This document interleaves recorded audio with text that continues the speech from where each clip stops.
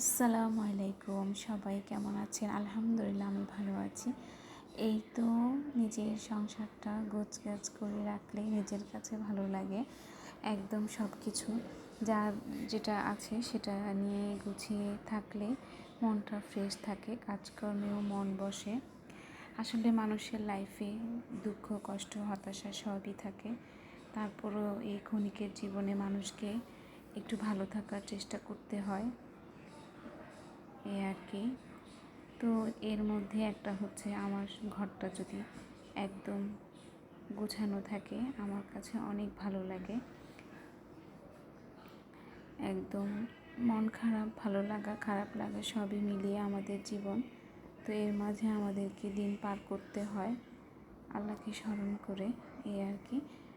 তো যাদের আমার ভিডিও ভালো লাগবে, যদি ভালো লাগে যদি বলেন, তাহলে আমি আরও ভিডিও আপলোড দিব। আসলে মাঝখান দিয়ে আমি অনেক দিন ভিডিও আপলোড দেই নাই, এই আর কি।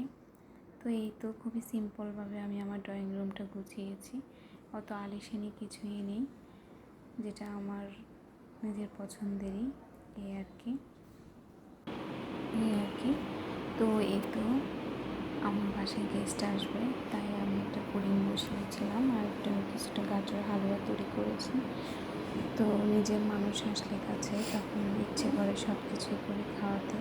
তো শরীরটা অনেকটা খারাপ ছিল, তাই সবটা ভিডিও করতে পারিনি। তারপরে এই খারাপ লাগার মাঝে গেস্টের জন্য একটু আয়োজন করলাম, এই আর কি। তো সবাই ভালো থাকবেন, আল্লাহ হাফেজ।